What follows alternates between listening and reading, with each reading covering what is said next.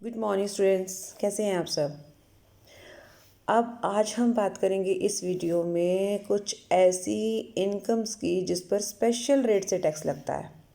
ठीक है, अभी तक हमने जो लास्ट वीडियो में बात की थी वो इनकम थी जिस पर नॉर्मल रेट से टैक्स लगता है, जिसमें 5%, 20%, 30% जो एक टैक्सेस जो स्लैब के हिसाब से लगता था ना। ओके, यहाँ हम डिस्कस करेंगे, या तो हम उसको स्पेशल इनकम बोलें हम अपनी सुविधा के लिए, या हम ये भी कह सकते हैं कि इनकम ऐसी विद स्पेशल रेट्स।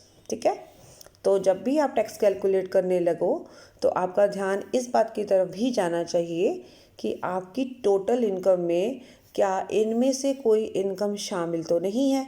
अगर ऐसी कोई इनकम शामिल है, ठीक है, तो आप अपनी टोटल इनकम में से वो इनकम हटा दीजिए। उसके ऊपर डिफरेंट रेट से टैक्स लगेगा जो मैं अभी आपको बताऊंगी, और जो बाकी की इनकम बचेगी उस पर नॉर्मल रेट से टैक्स लगेगा जो हम पहले डिस्कस कर चुके हैं। ठीक है, तो सबसे पहले हम बताएंगे कि कौन कौन सी ऐसी अलग इनकम है जिन पर अलग रेट से टैक्स लगता है। जैसे एक इनकम है हमारी विनिंग फ्रॉम लॉटरी, ठीक है, crossword puzzle, horse races, card games, betting वगैरह, ये सारी आप देख सकते हो। इन सारी इनकम का नेचर सेम सा ही है। इसमें कोई इस तरीके का हमने एक्टिविटी की है जो एक तरीके से जिस पे प्राइज़ मनी फिक्स है, या हमें कुछ हार जीत का सीन रहेगा।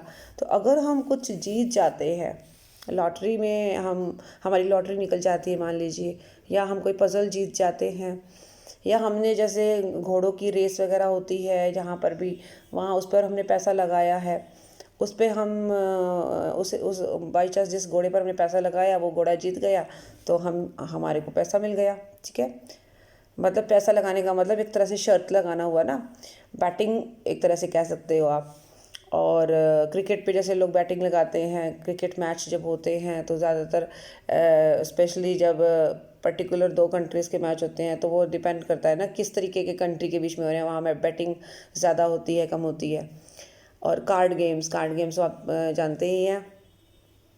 तो इस तरीके के कोई भी गेम्स वगैरह में या फिर लॉटरी जैसी इनकम अगर हमें मिली है, और वो इनकम ऑब्वियसली हमारी इनकम है तो टोटल इनकम में भी आई होगी, राइट, जिसको हम कहाँ पे डालते थे आपको अगर ध्यान हो तो, इनकम फ्रॉम अदर सोर्सेज भी। ठीक है, ये हमारी अन्य साधनों से आय है। ओके, तो अब देखो ये हमारे अन्य साधनों से आय है, इनकम फ्रॉम अदर सोर्सेज है, तो ये हमारी ग्रॉस टोटल इनकम में भी आ गई होगी, है ना।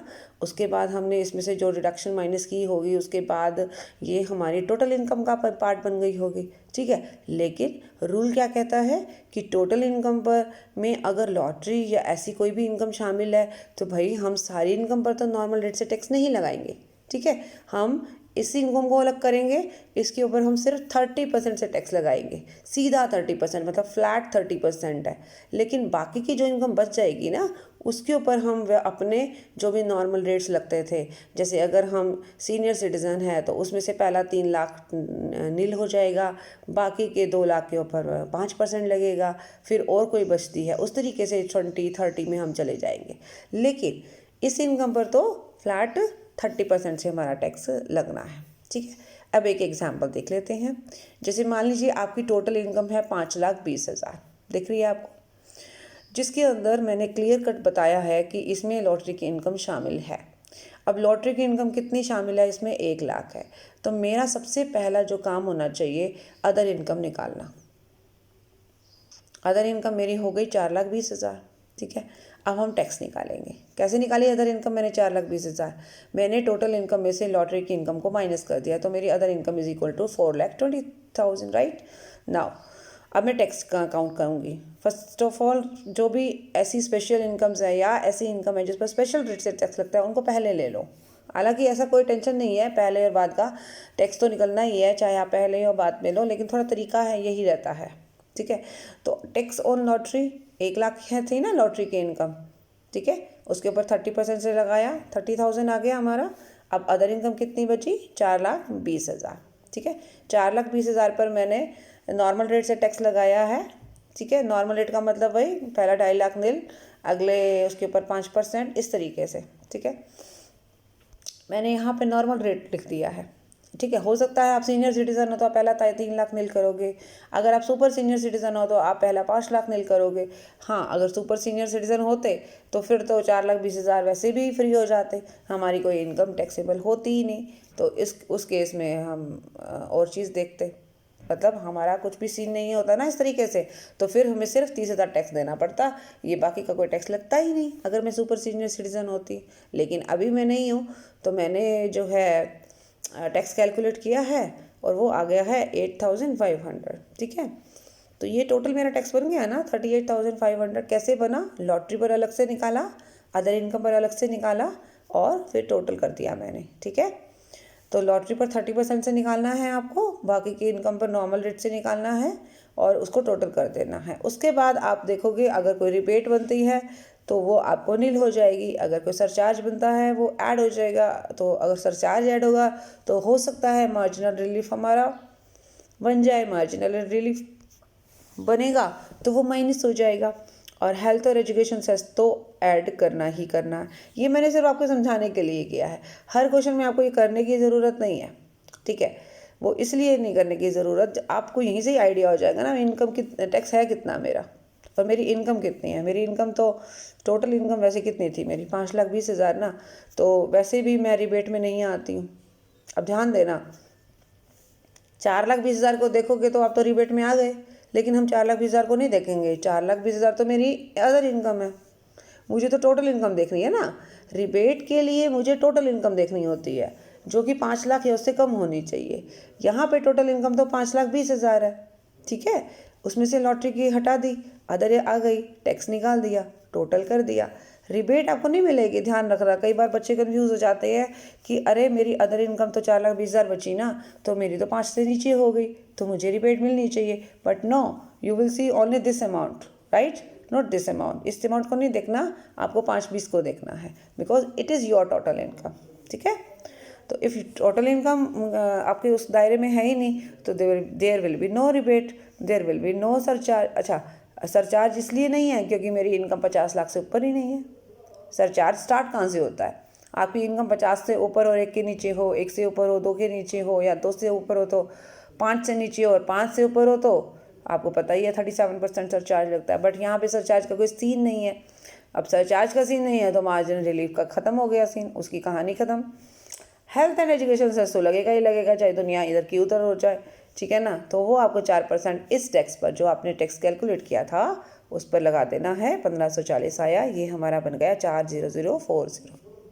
आप चाहें तो एक काम और कर सकते हैं, पर वो थोड़ा सा लंबा प्रोसेस हो जाएगा कि जैसे ये 30,000 पे अलग से 4% लगा दो, 8,500 पे अलग से 4 लगा दो, एंड देन उन दोनों को दो, जैसे इसके ऊपर 4 लगाया 1,200 आ गया, 12,000 आ गया, सॉरी नहीं 1,200 आ गया, राइट। और इसके ऊपर आपने 4 लगाया, वो जितना भी आएगा वो आपका आएगा वही 1,540। तो हम ऐसा लंबा काम क्यों करें? हमको क्या करना है, सीधा अपना पहले टैक्स कैलकुलेट करना है। इसके आगे मैं कुछ नहीं लिख रही हूँ क्योंकि अभी ये मेरा टैक्स बना ही नहीं ना एक तरह से। अभी तो मैंने हेल्थ एंड एजुकेशन से ऐड करना है, ये फिर मैंने ऐड किया, इसे मैं कहूँगी ग्रॉस टैक्स। अभी ग्रॉस वर्ड मैं इसलिए यूज़ कर रही हूँ कि अभी भी कुछ और इसमें से लेस करना है, लेकिन फ़िलहाल अभी आपको यहाँ तक ही समझना है। तो आई होप आपको लॉटरी का मामला समझ में आ गया होगा। मैं लॉटरी पर बार बार क्यों जोर दे रही हूँ? लॉटरी के अलावा और बातें भी हैं, हॉर्स रेसेस भी है, कार्ड गेम्स भी है, पर मैक्सिमम क्वेश्चंस में अगर कोई पॉइंट आता है ना तो ज़्यादातर लॉटरी का आता है। तो वो बार बार आपको एक मतलब एक चीज़ें जो आप बार बार कई क्वेश्चन में देखोगे तो वो ज़्यादातर लॉटरी का ही केस होगा। हालांकि सबके जो जितने भी केसेस यहाँ हैं ना, सब में सेम ही ट्रीटमेंट होगा, ऐसा कुछ नहीं है। अगर यहाँ लॉटरी की इनकम की बजाय यहाँ पर 1,00,000 रुपये कार्ड गेम की होती तब भी मैं यही ट्रीटमेंट करती। ठीक है, तो ये स्पेशल इनकम आपकी क्लियर हो गई है। अब चलते हैं दूसरी इनकम पर। दूसरी इनकम के लिए मैं आपको यहाँ लेकर जाऊँगी, वो है, पहले मैं आपको ये दिखाना चाह रही हूँ। हाँ जी, देखिए सबसे ऊपर हेडिंग आपको दिख रही है, शॉर्ट टर्म कैपिटल गेन 11,11 ए। अब ये कौन सी इनकम है? ये वो इनकम है जो शॉर्ट टर्म कैपिटल गेन से है, और लेकिन ये अंडर सेक्शन 1111 ए में आएगी। इसका सेक्शन का ध्यान करना पड़ेगा आपको। क्योंकि कई बार क्या होगा कि आपको क्वेश्चन में सिर्फ शॉर्ट टर्म कैपिटल गेन बताया और ये सेक्शन बता दिया, तो माइंड में तुरंत स्ट्राइक करना चाहिए कि हम किस इनकम की बात कर रहे हैं। इस इनकम को छोड़कर बाकी जितनी भी शॉर्ट टर्म इनकम है उनको कोई प्रॉब्लम नहीं है, वो हमसे कोई झगड़ा नहीं कर रही है। ये इनकम अपने आप को बहुत स्पेशल समझती है, इसलिए इस इनकम का ये मानना है कि मैं तो अपने ऊपर टैक्स जो हो अलग रेट से दूंगी, भैया मुझे नॉर्मल रेट में मत डालो। सिंपल, ठीक है भाई। जो पर्सन मेंबर फैमिली में झगड़ा करता हो उसके साथ हमें थोड़ा प्यार से हैंडल करना पड़ता है ना, तो ये वही बात है। अब क्या करना है, इसको इस सेक्शन को ध्यान रखो, बड़ा आसान सा सेक्शन है, कोई ज़्यादा टिपिकल नहीं है, तो इजीली आपको लर्न हो जाएगा। 111A ये सेक्शन कहता क्या है, पहले इसको समझ लो। टैक्स होना चाहिए, इसका जो टैक्स निकालना है आपको शॉर्ट टर्म कैपिटल गेन पर, तो पहले तो शॉर्ट टर्म कैपिटल गेन कौन सा लेना है मैं उसको समझा रही हूँ। ऐसा शॉर्ट टर्म कैपिटल गेन जो ऑन ट्रांसफ़र ऑफ, ध्यान से देखना, on transfer of equity shares in A company, मतलब एक कंपनी के अंदर आपके इक्विटी शेयर्स हैं, आप एक इन्वेस्टर हो, आपने इक्विटी शेयर्स खरीद रखे हैं एंड आपने वो शेयर्स किसी को दिए हैं, ट्रांसफ़र किए हैं, उस ट्रांसफ़र से आपके ऊपर शॉर्ट टर्म कैपिटल गेन आपको मिल गया है। क्लियर है, ये तो बड़ी सिंपल सी बात है। या और units of an units of an equity oriented fund. Equity oriented fund क्या होता है, आपने म्यूचुअल फंड का नाम सुना है, ठीक है। तो म्यूचुअल फंड की एक स्कीम है जिसके अंतर्गत इन्वेस्टर का पैसा, मेरे और आपके जैसे लोगों का पैसा जो हम म्यूचुअल फंड में लगाते हैं, तो म्यूचुअल फंड में उस पैसे को हम क्या करते हैं, मतलब हम नहीं करते हैं, हमारा पैसा वो कंपनीज कहाँ लगाती हैं, इक्विटी शेयर्स में लगाती हैं। मतलब हमने म्यूचुअल फंड को पैसा दिया, हमने तो अपनी तरफ से इन्वेस्ट कर दिया जी, बात ख़त्म हो गई, ठीक है। अब वो हमारे पैसे को क्या करते हैं, हमारी इन्वेस्टमेंट का क्या करते हैं, वो हमारी इन्वेस्टमेंट को डिफरेंट अच्छी कंपनीज जो ज़्यादा रिटर्न दे सकती हैं उनके अंदर इक्विटी शेयर्स खरीदने में लगाती हैं। तो उस तरीके से उनको जो भी डिविडेंड वगैरह आता है उसमें हमारा जो बनता है, मतलब म्यूचुअल फंड के तौर पे हमने जो लगाया, जो हमारा रिटर्न बनेगा वो हमारे को वो दे दिया करेंगे। और म्यूचुअल फंड में जो हम एक तरीके से जो भी इन्वेस्टमेंट करते हैं वो आपको पता है अंडर सेक्शन 80C भी आता है ना, ठीक है ना। तो इक्विटी ओरिएंटेड फंड एक ऐसा फंड है जिसमें जो इन्वेस्टमेंट है वो इक्विटी शेयर्स में, इक्विटी स्टॉक में, उसको स्टॉक वर्ड भी बोलते हैं, स्टॉक में की जाती है, ठीक है। हो गया ये चीज़ भी क्लियर।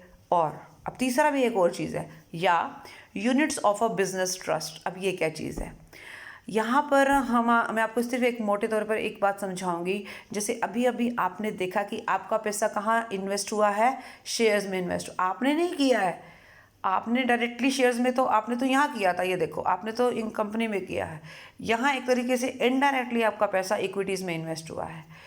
अब यहाँ पे आ जाओ, यहाँ पे आपने उन ऑर्गेनाइजेशंस या इंस्टीट्यूशंस या कोई भी बिजनेस जिसमें पैसा आपने इन्वेस्ट किया, मतलब एज ए ट्रस्ट बना हुआ है एक, और उसमें आपने पैसा दिया, या आपने कहीं जो है ऑर्गेनाइजेशंस में पैसा लगाया, उनका काम क्या है, आपके पैसे को ऐसी जगह लगाना, या ये लगा लीजिए कि इन्वेस्टर के पैसे को, इन्वेस्टर्स का अमाउंट जो आता है उनके पास, जहाँ पे भी हम पैसा इन्वेस्ट करते हैं, वो उस पैसे को रियल एस्टेट में, रियल एस्टेट मतलब समझते हैं ना, जैसे हाउस जो ये मतलब घर खरीदना वगैरह, ये सब चीज़ें जो प्रॉपर्टी का जो बिज़नेस होता है, दैट इज़ रियल एस्टेट, ठीक है।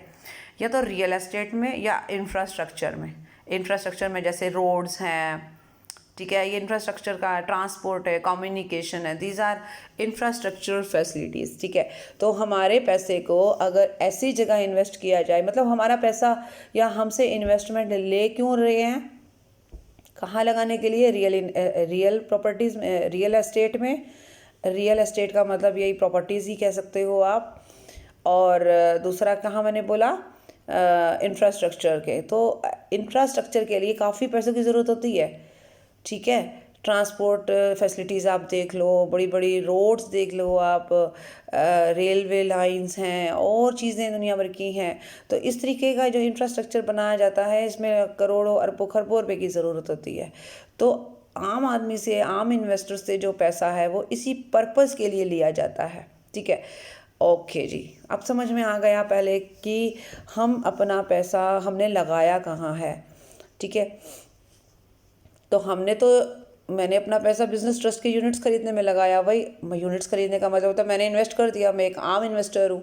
ठीक है, सिमिलरली मैंने अपना पैसा म्यूचुअल फंड में लगाया, उसने मेरा इक्विटीज़ खरीदने में लगाया। तीसरा, मैंने अपना पैसा एक कंपनी के शेयर्स खरीदने में लगाया। इस तरीके से जो पैसा मैंने इन्वेस्ट किया हुआ है, उस पैसे से जो मैंने यूनिट्स खरीद रखे हैं, यूनिट्स का मतलब आप एक तरह से मान लो शेयर्स मान लीजिए। ठीक है, शेयर्स खरीद रखे हैं, तो अब वो शेयर्स मेरे पास हैं। एक्चुअली मैं इन्वेस्टर हूँ तो शेयर्स मेरे पास रहेंगे ना। उस शेयर को मैं अगर किसी और को ट्रांसफ़र कर देती हूँ, ठीक है, मेरे लिए वो एक एसेट है। कैपिटल एसेट समझते हैं ना आप, long term capital asset and short term capital asset. तो अगर एक शॉर्ट टर्म कैपिटल एसेट के तौर पर ये चीज़ें हैं मेरे पास, चाहे वो शेयर्स हैं, चाहे वो मेरी इस तरीके की यूनिट्स हैं, और उनको मैं किसी को बेच देती हूँ, मैं ट्रांसफ़र कर देती हूँ, तो उससे जो मेरा गेन आएगा that is short term capital gain. ये मान के चल रही हूँ मैं। देखिए, शॉर्ट टर्म कैपिटल एसेट को ट्रांसफ़र करने से आपको शॉर्ट टर्म कैपिटल गेन ही होगा, ये तो आइडिया है आपको। लॉन्ग टर्म कैपिटल एसेट को ट्रांसफ़र करते हैं तो हमें लॉन्ग टर्म कैपिटल गेन होता है, राइट।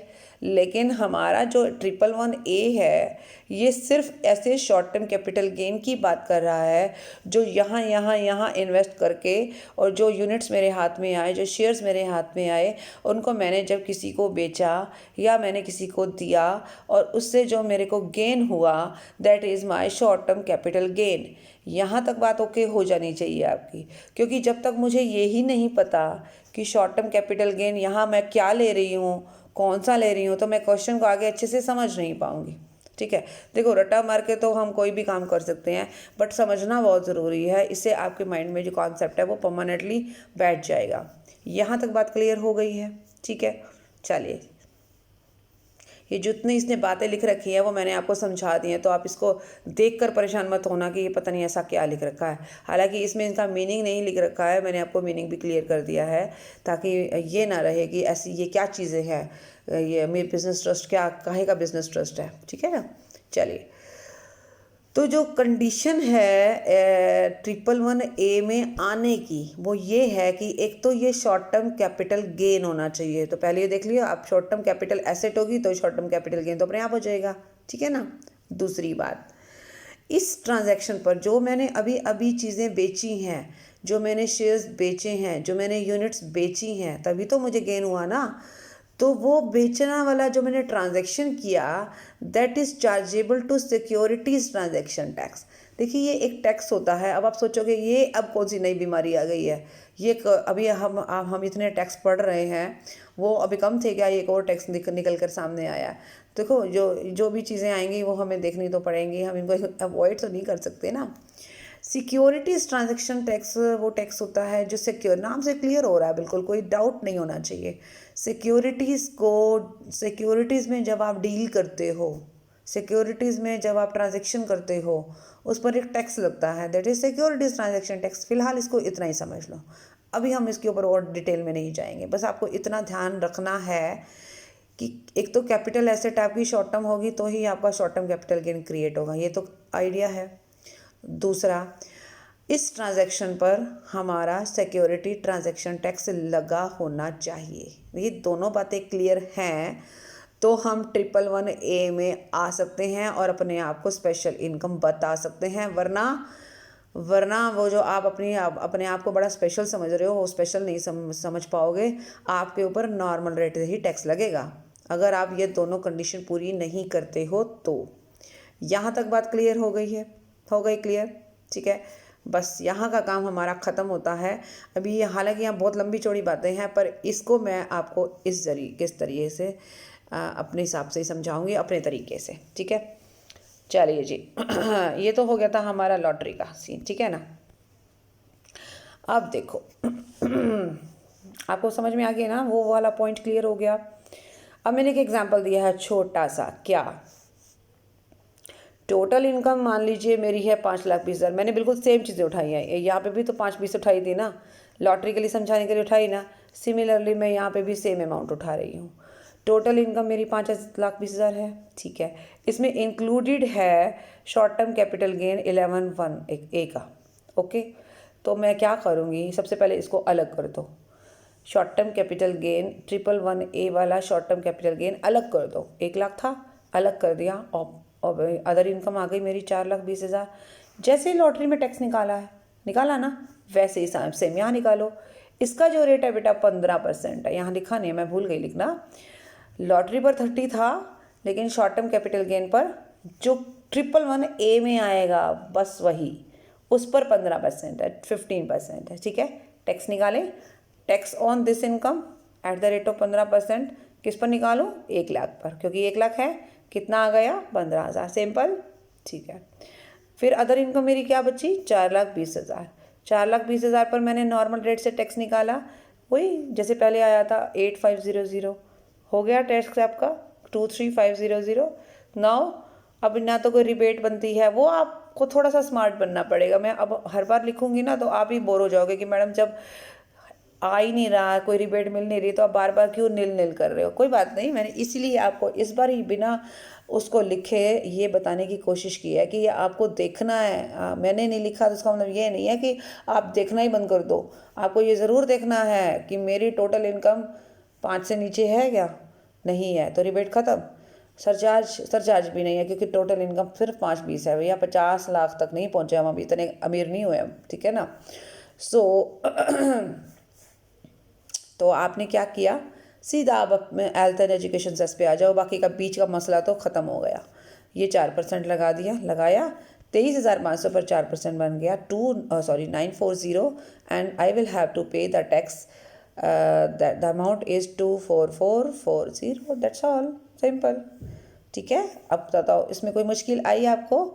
कोई मुश्किल नहीं आई। जो बातें मैंने समझाई वो सिर्फ इसलिए समझाई पहले वाली, ताकि आपको एक क्लैरिटी हो जाए कि ये कौन सी ऐसी नई चीज़ है। शॉर्ट टर्म कैपिटल गेन तो हम पहले पढ़ चुके हैं, ये अपने आप को स्पेशल क्यों बता रहा है। तो मैंने जो स्पेशल बताने का रीज़न था वो क्लियर कर दिया। और टैक्स निकालना तो सिंपल है, उसमें कोई बड़ी बात नहीं है, लॉटरी में हम सीख चुके हैं, यहाँ पे भी हमारे लिए कोई नई बात नहीं थी। लेकिन कहानी में अभी ट्विस्ट है। अब ये ट्विस्ट क्या है? ट्विस्ट ये है कि ये मैं ट्विस्ट अगर आपको क्वेश्चन इलस्ट्रेशन में समझाऊं तो ज़्यादा मज़ा आएगा। जैसे मैंने आपको दूसरा एग्जांपल सेट करके यहाँ दिखा दिया है। मान लीजिए ये आपकी टोटल इनकम 5,20 की बजाय 320 होती, कोई दिक्कत नहीं है। इसी के अंदर मेरा short term capital gain included है 1,00,000।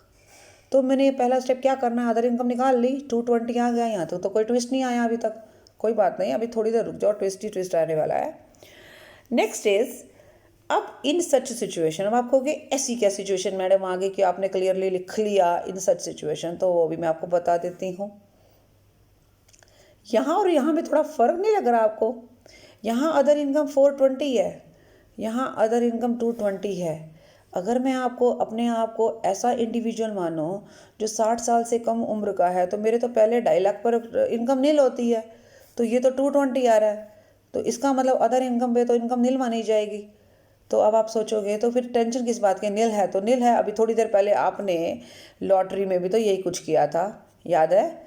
लॉटरी में मैंने आपको एग्जाम्पल दिया था कि मान लीजिए अगर यहाँ पर यही 420 220 होता तो यहाँ पे नील होता, सिंपल। प्रॉब्लम क्या है, मेरा सिर्फ 30,000 टैक्स बनता। भाई लॉटरी में आप ये काम कर सकते हो, ठीक है, लेकिन अगर आपकी टोटल इनकम में short term capital gain 11(a) वाला है ना, 11(1)(a) वाला, तब आप ये काम बिल्कुल नहीं कर सकते। तब आपको थोड़ा सा ट्विस्ट लेना पड़ेगा। अब यहाँ पे ट्विस्ट क्या लेगा, हम क्या करेंगे, वापस हम देखेंगे अदर इनकम अगर मेरी एग्जाम्पशन लिमिट्स, मतलब टैक्स लग ही नहीं रहा है, कहने का मतलब नील आ रही है ना, तो फिर आप क्या करोगे? अब आप क्या करोगे, वापस आ जाओ, जैसे मैंने किया था ना, अलग किया था, वापस जोड़ लो। अदर इनकम मेरी कितनी है, 220, शॉर्ट टर्म कैपिटल गेन कितना है, 1,00,000, वापस 320 पे आ जाओ, वापस 320 पे आ जाओ, मतलब वापस अपनी इनकम को टोटल इनकम बना लो, ठीक है। अब क्या करोगे? अब ये तो हो गया पहला स्टेप कि I will add the other income to my short term capital gain, वापस मेरी टोटल इनकम बन जाएगी वही 3,20,000, ठीक है। अब आपने क्या करना है, ध्यान में रखना, दूसरा जो स्टेप है यही मेन चीज़ है इसमें। इस 320 में से आप ये मानकर चलो कि ये आपकी नॉर्मल इनकम है। फ़िलहाल सिर्फ एक स्टेप के लिए नॉर्मल मानना है, सारों के लिए नहीं मानना है। फ़िलहाल एक स्टेप के लिए मान लीजिए मैं नॉर्मल सिटीज़न हूँ, मतलब नॉर्मल का मतलब 60 से नीचे वाला सिटीज़न हूँ, इंडिविजुअल हूँ, तो मेरा पहला 2.5 लाख नील होता है। तो अब मैं इस 320 पे करूँगी, इस 220 पे नहीं करूँगी। इस 320 में से पहले 2.5 लाख पर मेरी इनकम आ गई नील, ठीक है। और बाकी का कितना बचा जी, 70,000।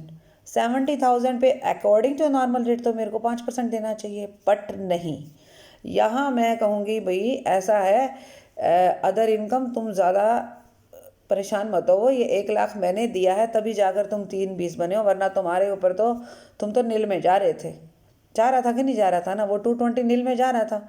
ये तो मैंने 1 लाख रुपए अपने ना जोड़े होते वापस, तो ये कहाँ से 320 बनना था। ये 320 बन गई ही तो पहला 2.5 लाख निकला है इसमें से, वरना तो वो भी नहीं निकलना था। तो जब आप ऐसा केस देखो, जब आप ऐसा केस देखो, आपको पता लगे कि टोटल इनकम मेरी जो है इतनी है कि अगर मैं शॉर्ट टर्म कैपिटल गेंस अपना हाथ खींच ले तो वो बेचारी तो कहीं की ना रहे, यानी कि वो नील हो जाए टैक्स उसका, तो हम उसका टैक्स नील नहीं कर सकते, ये रूल है। तो इस केस में मैं करूँगी वापस दोनों को ऐड, और मैं एक तरीके से ना, वो कहते हैं ना तिनके का सहारा, वो मैंने तिनके का सहारा ले लिया।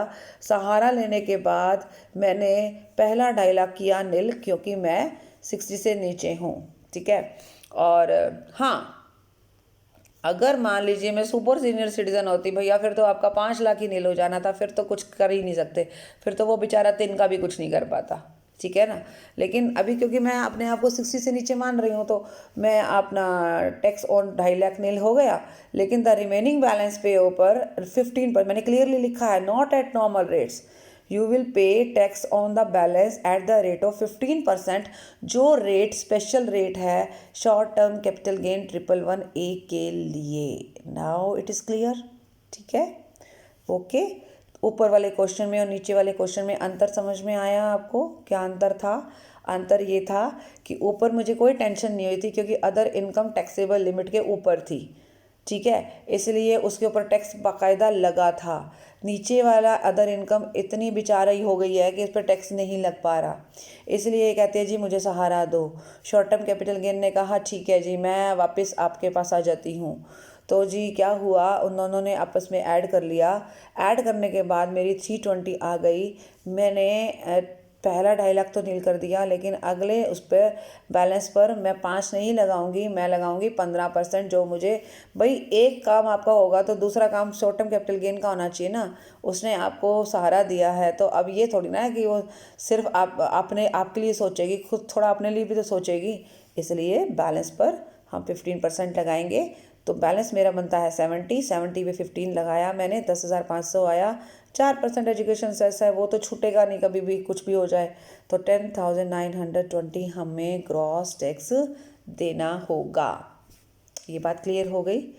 तो ये चीज़ें क्लियर हो गई हमारी, क्या कि लॉटरी अगर शामिल हो तो कैसे निकालते हैं, short term capital gain 111A का क्या होता है, और इसका कैलकुलेशन हम दोनों सिचुएशन में करके देखेंगे तो किस तरीके से होगा। Thank you so much, bye bye and take care.